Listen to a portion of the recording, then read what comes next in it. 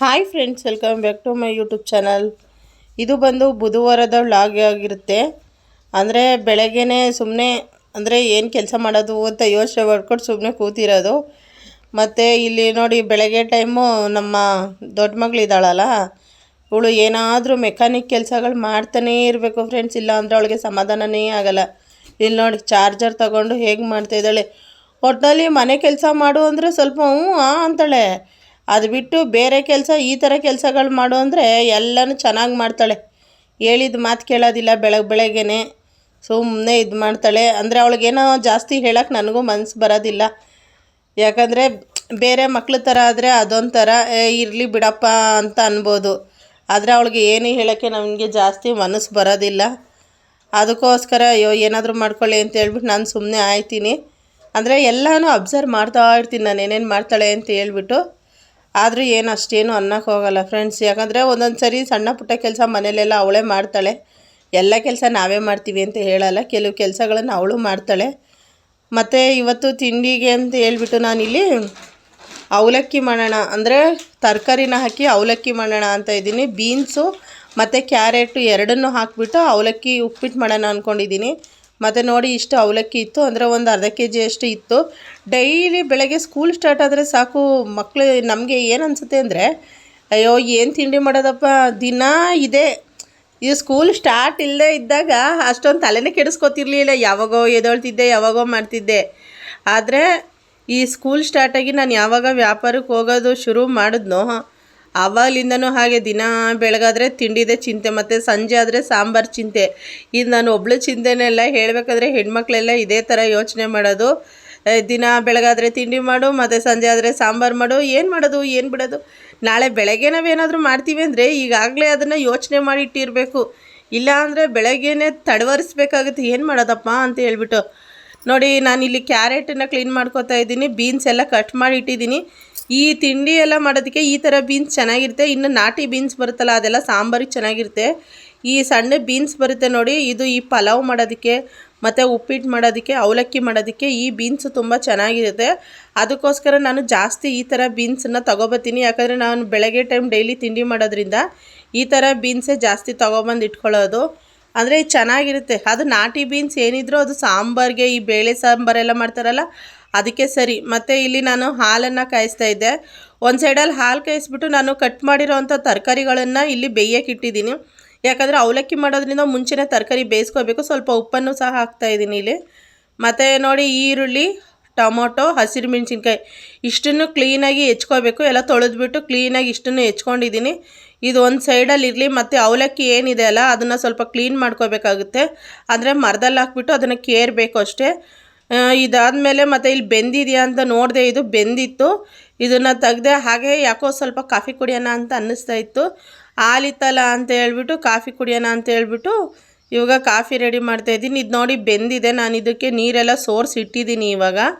ಮತ್ತು ಈಗ ಒಗ್ಗರಣೆ ಕೊಡಬೇಕು ಇದಕ್ಕೆ. ಅಂದರೆ ಇದ್ರ ಒಗ್ಗರಣೆ ಬಂದು ಸಿಂಪಲ್ಲು, ಏನು ಅಷ್ಟೊಂದೇನು ಇದಿಲ್ಲ. ಹೇಳ್ಬೇಕಂದ್ರೆ ಒಂಥರ ಚಿತ್ರಾನ್ನ ಟೈಪೇ ಇದುವೆ. ಎಣ್ಣೆ ಬಿಸಿಯಾಗಿದೆ. ಎಣ್ಣೆ ಬಿಸಿಯಾದಮೇಲೆ ನಾನಿಲ್ಲಿ ಈರುಳ್ಳಿ, ಹಸಿರು ಮೆಣಸಿನ್ಕಾಯಿ ಇಷ್ಟನ್ನು ಹಾಕಿಬಿಟ್ಟು ನೀಟಾಗಿ ಸ್ವಲ್ಪ ಇದನ್ನು ಮಿಕ್ಸ್ ಮಾಡ್ಕೊತೀನಿ. ಅಂದರೆ ಎಣ್ಣೆಲೇ ನೀಟಾಗಿ ಇದನ್ನು ಫ್ರೈ ಮಾಡ್ಕೊತೀನಿ. ಕರ್ಬೇವಿನ ಸೊಪ್ಪು ಆಮೇಲೆ ಹಾಕ್ತೀನಿ, ಮುಂಚೆನೇ ಹಾಕಿದ್ರೆ ಅದು ಏನಾಗುತ್ತೆ, ಬ್ಲ್ಯಾಕ್ ಆಗಿಬಿಡುತ್ತೆ. ಅದಕ್ಕೋಸ್ಕರ ಈರುಳ್ಳಿ ಮೆಣಸಿನ್ಕಾಯಿ ಹಾಕ್ತೀನಲ್ಲ, ಆ ಕರ್ಬೇವಿನ ಸೊಪ್ಪು ಹಾಕಿದ್ರೆ ಅದು ಹಾಗೆ ಫ್ರೆಶ್ ಆಗಿರುತ್ತೆ. ಮತ್ತು ಸ್ವಲ್ಪ ಲೈಟಾಗಿ ಅರಿಶಿನ ಮತ್ತು ಉಪ್ಪನ್ನು ಹಾಕ್ಕೊಂಡು ನೀಟಾಗಿ ಇದನ್ನು ತಿರುಗ್ಕೊಳ್ಳೋಣ. ಅಂದರೆ ನೀಟಾಗಿ ಮಿಕ್ಸ್ ಮಾಡಿಕೊಂಡು, ಅಂದರೆ ಇದು ಫುಲ್ಲು ಸಾಫ್ಟ್ ಆಗಬೇಕು. ಈರುಳ್ಳಿ ಎಷ್ಟು ಸಾಫ್ಟ್ ಆಗುತ್ತೋ ಯಾವುದೇ ತಿಂಡಿ ಆದರೂ ಅಷ್ಟೇ ಚೆನ್ನಾಗಿರುತ್ತೆ. ಇದಾದಮೇಲೆ ಇದಕ್ಕೆ ಸ್ವಲ್ಪ ನಾನು ಏನು ಕಟ್ ಮಾಡಿ ಇಟ್ಟಿದ್ನಲ್ಲ ಟೊಮೊಟೊನ ಹಾಕ್ತಾಯಿದ್ದೀನಿ. ಅದ್ರ ಹಿಂದೆಯೇ ನಾನು ಈ ತರಕಾರಿನೂ ಹಾಕ್ತಾಯಿದ್ದೀನಿ. ಟೊಮೊಟೊ ಹಾಕಿದ್ಮೇಲೆ ಬೇಯಿಸಿರೋವಂಥ ತರಕಾರಿ ಇತ್ತಲ್ಲ ಅದ್ರ ಹಿಂದೆಯೇ ಹಾಕ್ತಾಯಿದ್ದೀನಿ. ಈ ಥರ ಸುಮ್ಮನೆ ಹಾಗೆ ಮಾಡ್ಕೊಂಡು ಪ್ಲೈನಾಗಿ ತಿನ್ನೋದಕ್ಕಿಂತ ಈ ಥರ ತರಕಾರಿ ಹಾಕ್ಬಿಟ್ಟು ಮಾಡಿಕೊಡ್ಬೇಕು. ಈ ಮಕ್ಳುಗಳು ತಿನ್ನೋದಿಲ್ಲ ನೋಡಿ, ಈ ಥರ ಮಾಡಿಕೊಟ್ರೆ ತಿಂತಾರೆ. ಮತ್ತು ಅವಲಕ್ಕಿನ ನಾನಿಲ್ಲಿ ಸ್ವಲ್ಪ ಟೈಮ್ ನೆನೆಸಿ ತೊಳೆದು ಸ್ವಲ್ಪ ಟೈಮ್ ನೆನೆಸಿದ್ದೆ. ಇವಾಗ ಅದು ನೆಂದಿದೆ. ಮತ್ತು ಒಂದು ಕಡೆ ಕಾಫಿನೂ ರೆಡಿ ಆಯಿತು. ಈ ನಿಜವಾಗ್ಲೂ ಬೆಳಗ್ಗೆ ಟೈಮ್ ಕಾಫಿ ಕುಡಿಯೋದ್ರಿಂದ ಒಂಥರ ಮೈಂಡ್ ರಿಲೀಫ್ ಆಗುತ್ತೆ ಅಂತಲೇ ಹೇಳ್ಬೋದು. ಹೇಳ್ಬೇಕಂದ್ರೆ ನಾನು ಕಾಫಿ ಟೀ ಅಷ್ಟು ಕುಡಿಯೋಲ್ಲ. ಮನೇಲಿದ್ದರೆ ಮಾತ್ರ ಕುಡಿತಾನೇ ಇರ್ತೀನಿ, ಇಲ್ಲ ಅನ್ನಲ್ಲ. ದಿನಕ್ಕೆ ಒಂದು ಟೈಮ್ ಕುಡಿತೀನಿ ಅಷ್ಟೇ. ವ್ಯಾಪಾರಕ್ಕೆಲ್ಲ ಹೋದರೆ ಈ ಅಭ್ಯಾಸ ಎಲ್ಲ ಬಿಟ್ಟುಬಿಡ್ತೀನಿ. ಇದು ಕಾಫಿ ಟೀ ಎಲ್ಲ ಕುಡಿದ್ರೆ ಬೆಳಗ್ಗೆನೇ ನನಗೆ ಆಗೋದೇ ಇಲ್ಲ ಹೊರಗಡೆ ಹೋದರೆ. ಅದಕ್ಕೋಸ್ಕರ ಆವಾಗ ಕುಡಿಯೋಲ್ಲ, ಮನೇಲಿದ್ದಾಗ ಕುಡಿತೀನಿ. ನೋಡಿ ಇವಾಗ ಇದು ಚೆನ್ನಾಗಿ ಫ್ರೈ ಆಗಿದೆ. ಇವಾಗ ಇದಕ್ಕೆ ನಾನು ಏನು ಅವಲಕ್ಕಿನ ನೀಟಾಗಿ ಎಲ್ಲ ನೆನೆಸ್ಬಿಟ್ಟು ಇಟ್ಟಿದ್ದೆ ನೋಡಿ, ನೀರು ಸೋರಿಸ್ಬಿಟ್ಟು ಆ ಅವಲಕ್ಕಿನ ಹಾಕಬೇಕು. ಇದಕ್ಕೆ ಅವಲಕ್ಕಿನ ಹಾಕಿಬಿಟ್ಟು ನೀಟಾಗಿ ಮಿಕ್ಸ್ ಮಾಡ್ಕೋಬೇಕು. ಬೇಕಾದರೆ ಕಾಯಿ ತುರಿ ಹಾಕ್ಬೋದು. ನಾನಿಲ್ಲಿ ಕಾಯಿ ತುರಿ ಹಾಕಿಲ್ಲ, ಯಾಕಂದರೆ ಕಾಯಿ ಸುಲಿದಿರಲಿಲ್ಲ ನಮ್ಮ ಮನೇಲಿ, ಅದಕ್ಕೋಸ್ಕರ ಕಾಯಿ ತುರಿ ಹಾಕಿಲ್ಲ. ಇವಾಗ ನೋಡಿ ನೀಟಾಗಿ ಮಿಕ್ಸ್ ಮಾಡಿದ್ದೀನಿ. ಇದು ರೆಡಿ ಆಯಿತು. ಅಂದರೆ ಜಾಸ್ತಿ ಏನಿಲ್ಲ, ಇದು ಒಂದು 2 ನಿಮಿಷ ಬಿಡಬೇಕಷ್ಟೇ. ಪ್ಲೇಟ್ ಮುಚ್ಚಿ 2 ನಿಮಿಷ ಬಿಟ್ಟಿದೆ. ಇವಾಗ ನೋಡಿ ರೆಡಿಯಾಗಿದೆ, ಎಷ್ಟು ಕಲರ್ಫುಲ್ಲಾಗಿ ರೆಡಿಯಾಗಿದೆ ಅಂತ ಹೇಳ್ಬಿಟ್ಟು ಇದನ್ನು ಇವಾಗ ನನ್ನ ಮಗಳಿಗೆ ತಿನ್ನೋಕೆ ಕೊಡೋಣ. ಯಾಕಂದರೆ ಸ್ಕೂಲಿಗೆ ಟೈಮ್ ಆಗ್ತಾಯಿದೆ. ಅವಳು ತಿಂಡಿ ತಿಂದಾದ್ಮೇಲೆ ಆಮೇಲೆ ಅವಳನ್ನು ಬಿಟ್ಬಿಟ್ಟು ಬಂದು ಬೇರೆ ಕೆಲಸಗಳು ಮಾಡ್ಕೋಬೇಕು. ಈ ಥರ ಇರುತ್ತೆ ನೋಡಿ ಅವಲಕ್ಕಿ. ತುಂಬ ಜನ ಮುದ್ದೆ ಥರ ಮಾಡ್ತಾರೆ, ನಾವು ಮಾಡಿದ್ದೀವಿ ಫಸ್ಟು, ಆದರೆ ಒಂದು ಅಳತೆಲ್ಲಿ ಮಾಡಬೇಕದು. ಮತ್ತು ನಮ್ಮಮ್ಮ ವ್ಯಾಪಾರಕ್ಕೆ ಹೋಗಿ ಬಂದರು, ಈ ಅನಾನಸ್ ಮಾಡ್ತಾಯಿದ್ರಂತೆ, 100 ರೂಪಾಯಿಗೆ 3 ತಗೊಬಂದಿದ್ದಾರೆ. ಹೇಳ್ಬೇಕಂದ್ರೆ ನಮ್ಮ ಮನೇಲಿ ಇದನ್ನು ಯಾರು ತಿನ್ನಲ್ಲ, ಯಾಕಂದರೆ ಇದು ಫಸ್ಟ್ ಆಫ್ ಆಲ್ ನನಗೆ ಕುಯ್ಯೋಕ್ಕೆ ಬರೋಲ್ಲ. ನೀವು ನಂಬ್ತೀರಾ ಬಿಡ್ತೀರಾ, ಇದು ಕುಯ್ಯೋಕ್ಕೆ ಬರೋಲ್ಲ. ಮತ್ತು ಜೋಳನೂ ಕಿತ್ಕೊಬಂದಿದ್ರು. ಮತ್ತು ನೋಡಿ ಈ ಪನ್ನೀರ್ ಹಣ್ಣು ಎಷ್ಟು ಫ್ರೆಶ್ ಆಗಿದೆ ಅಂತ ಹೇಳ್ಬಿಟ್ಟು ಇದು ರೀಸೆಂಟಾಗಿ ಒಂದು ಕಡೆ ಮಾರ್ತಾಯಿದ್ರ, ಎಷ್ಟು 250 ರೂಪಾಯಿ ಹೇಳಿದೆ KGನ. ಹಳ್ಳಿ ಕಡೆ ಮರದಲ್ಲಿ ಹಂಗೆ ಹೋಯ್ತಾ ಇರ್ತವೆ, ತಿನ್ನೋರೇ ಗತಿ ಇಲ್ಲ ಹೇಳ್ಬೇಕಂದ್ರೆ. ಮತ್ತು ಇದು ಹಣ್ಣಿಗೆ ಬಂದಿರೋಂಥ ಮಾವಿನ ಹಣ್ಣು ನಮ್ಮ ಅಮ್ಮನಿಗೆ ಕೊಟ್ಟು ಕಳಿಸಿದ್ದಾರೆ. ಹಣ್ಣಿಗೆ ಬಂದಿರುತ್ತೆ ನೋಡಿ, ಇದು ಫುಲ್ಲು ಸ್ವೀಟ್ ಇತ್ತಂತೆ. ಅವ್ರ ಮನೇಲಿ ಹಣ್ಣು ಮಾಡಿದ್ರಂತೆ, ನಮ್ಮ ಅಮ್ಮನಿಗೊಂದು ಕೊಟ್ಟಿದ್ರಂತೆ. ಚೆನ್ನಾಗಿ ಸ್ವೀಟ್ ಇದೆ ಅಂತ ಹೇಳ್ಬಿಟ್ಟು ಇಷ್ಟು ಕೊಟ್ಟಿದ್ದಾರೆ, ತೊಗೊಂಡೋಗಿ ಹಣ್ಣಿಗಿಡಿ ಅಂತ ಹೇಳ್ಬಿಟ್ಟು. ನಾನು ಇದನ್ನು ಕುಯ್ದೆ ನೋಡಿ, ಹೇಗೆ ಕುಯ್ದಿದ್ದೀನಿ ಅಂತ ಹೇಳ್ಬಿಟ್ಟು. ಹೇಳ್ಬೇಕಂದ್ರೆ ನನಗೆ ಇದು ಕುಯ್ಯೋಕ್ಕೆ ಬರೋಲ್ಲ, ಕೊಂಕ್ರು ಬಿಂಕ್ರು ಹೋಗಿ ಕುಯ್ದಿರೋದು, ಅಷ್ಟೇ ನೀಟಾಗಿ ಕುಯ್ದಿಲ್ಲ. ಅರ್ಧ ಎಲ್ಲ ವೇಸ್ಟ್ ಮಾಡೋಕ್ಕಿದ್ದೀನಿ. ಇದನ್ನು ಸ್ವಲ್ಪ ತವಾ ಫ್ರೈ ಮಾಡೋಣ ಅಂತ ಹೇಳ್ಬಿಟ್ಟು ನಾನು ಸ್ವಲ್ಪ ಎಣ್ಣೆ ಮತ್ತು ಉಪ್ಪು, ಖಾರದ ಪುಡಿ ಇಷ್ಟನ್ನು ತಗೊಂಡಿದ್ದೀನಿ. ಇದನ್ನು ನೀಟಾಗಿ ಕಲಿಸ್ಕೋಬೇಕಾಗುತ್ತೆ ಫಸ್ಟು. ಈ ಎಣ್ಣೆ, ಉಪ್ಪು, ಖಾರದ ಪುಡಿ ಏನಿದೆಯಲ್ಲ, ಇದು ಕೈಯಲ್ಲಿ ನೀಟಾಗಿ ಕಲಿಸ್ಕೋಬೇಕು. ಅಂದರೆ ಸ್ವಲ್ಪ ಲೈಟಾಗಿ, ಜಾಸ್ತಿ ಏನ್ಬೇಡ. ತುಂಬ ಜನ ತುಂಬ ಮಸಾಲೆ ಹಚ್ಚಿ ಫ್ರೈ ಮಾಡ್ತಾರೆ, ಆದರೆ ನಾನು ಅಷ್ಟೊಂದು ಮಸಾಲೆ ಹಾಕೋದಿಲ್ಲ. ಸ್ವಲ್ಪ ಲೈಟಾಗಿ ಸ್ವಲ್ಪ ಮಸಾಲೆನ ಹಚ್ಚಿಬಿಟ್ಟು ಇದನ್ನು ಫ್ರೈ ಮಾಡ್ತೀನಿ. ಯಾಕಂದರೆ ಇದು ಸ್ವಲ್ಪ ಹುಳಿ ಇದೆ, ತಿನ್ನೋದಕ್ಕೆ ಆಯ್ತಾ ಇಲ್ಲ. ಅದಕ್ಕೋಸ್ಕರ ಈ ಥರ ಫ್ರೈ ಮಾಡಿ ಕೊಟ್ಟರೆ ತಿಂತಾರೆ ಮಕ್ಕಳಾದ್ರೂ. ಇದು ಏನು ಗೊತ್ತಾ, ನೋಡೋಕೆ ಮಾತ್ರ ಇಷ್ಟಿಷ್ಟು ಗಾತ್ರ ಇದೆ, ಅಷ್ಟೊಂದೇನು ಟೇಸ್ಟ್ ಇಲ್ಲ. ನಾನು ನಮ್ಮ ಅಮ್ಮನಿಗೆ ಬೈದೆ, ಏನಕ್ಕೆ ತೊಗೊಂಬಂದೆ ಇದು ದುಡ್ಡು ವೇಸ್ಟ್ ಮಾಡಿಬಿಟ್ಟು ಅಂತ ಹೇಳ್ಬಿಟ್ಟು. ನಾನು ಯಾವತ್ತೋ ಒಂದು ದಿವಸ ಕೇಳಿದ್ದೆ, ಅದಕ್ಕೋಸ್ಕರ ನಮ್ಮಮ್ಮ ತೊಗೊಬಂದಿರೋದು. ನೋಡಿ ಇಲ್ಲಿ ಎಣ್ಣೆ ಹಾಕಿದ್ದೀನಿ, ಬಿಸಿಯಾಗಿದೆ. ಈ ಥರ ದೋಸೆ ತವಾದಲ್ಲಿ ಮಾಡಬೇಕು ಇದನ್ನು. ಇವಾಗ ನೋಡಿ ಇಲ್ಲಿ ಒಂದೊಂದನ್ನೇ ಹಾಕ್ತಾಯಿದ್ದೀನಿ. ಅಂದರೆ ಜಾಸ್ತಿ ಟೈಮ್ ಬೇಯಿಸೋಕೆ ಹೋಗ್ಬಾರ್ದು, ಜಾಸ್ತಿ ಟೈಮ್ ಬೇಯಿಸಿದ್ರೆ ಒಳ್ಳೆ ತರಕಾರಿ ಥರ ಆಗೋಗುತ್ತೆ. ಇದು ಸ್ವಲ್ಪ ಲೈಟಾಗಿ ಫ್ರೈ ಮಾಡ್ಕೋಬೇಕಷ್ಟೇ, ಲೈಟಾಗಿ ಫ್ರೈ ಮಾಡಿಕೊಂಡ್ರೆ ತಿನ್ಬೋದು. ಮತ್ತು ಇದು ನೋಡಿ ಇನ್ನೊಂದು ಸರಿ ತವ ಇಡೋದನ್ನೇ ರಿಪೀಟ್ ಆಗಿದೆ.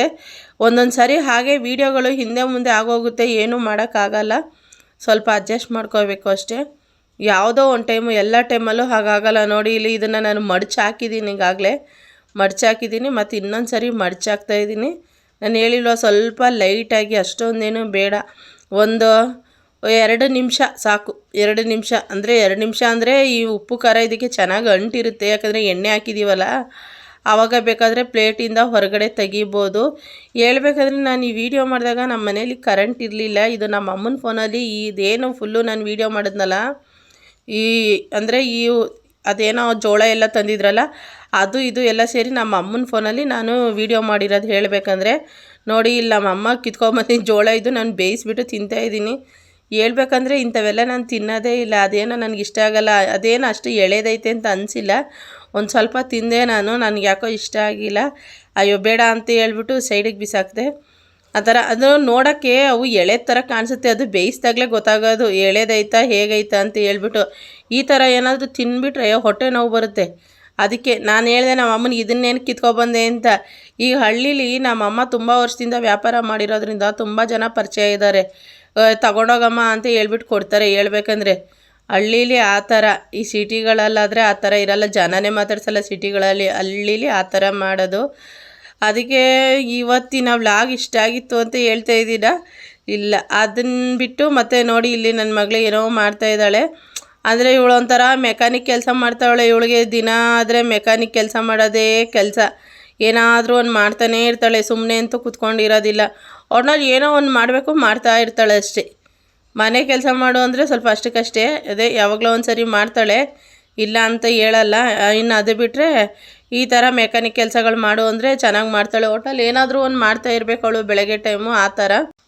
ಇಷ್ಟೇ ಇವತ್ತಿನ ವ್ಲಾಗು.